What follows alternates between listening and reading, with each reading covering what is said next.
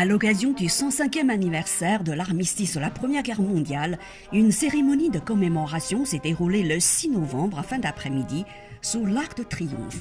Un moment émouvant qui a rassemblé un nombre important de personnes parmi elles, notamment des représentants officiels de la France, de la Grande-Bretagne, de l'Italie et de la Chine. Tous étaient là pour le ravivage de la flamme en mémoire des soldats alliés et, pour la première fois, des travailleurs chinois morts pendant cette guerre. Les uns après les autres, ils ont, comme le veut la tradition, déposé des gerbes de fleurs sur la tombe des soldats inconnus. S'en est suivi au Phuket une autre cérémonie, celle en hommage aux 140 000 travailleurs chinois recrutés par le gouvernement britannique pendant la Première Guerre mondiale au service logistique des forces armées.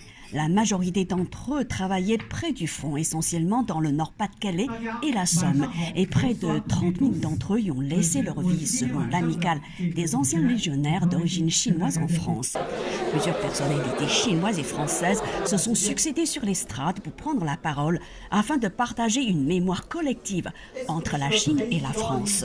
Suite à eu président de l'amicale des anciens légionnaires d'origine chinoise en France, Thomas Tsai, président de l'association des jeunes chinois de France, Paul Ding, qui a été le premier à découvrir le cimetière où sont enterrés des travailleurs chinois, et Fei, un secrétaire général en charge des relations extérieures du parti Renaissance à Paris, Tsai Junzhu, président de l'association des Chinois résidant en France, Wan Lei, conseiller du service consulaire de l'ambassade de Chine en France, et Eric Azoulay, président du groupe d'amitié France-Chine à l'Assemblée générale. Cette cérémonie a été organisée par l'amicale des anciens légionnaires d'origine chinoise en collaboration avec des associations de la communauté chinoise en France.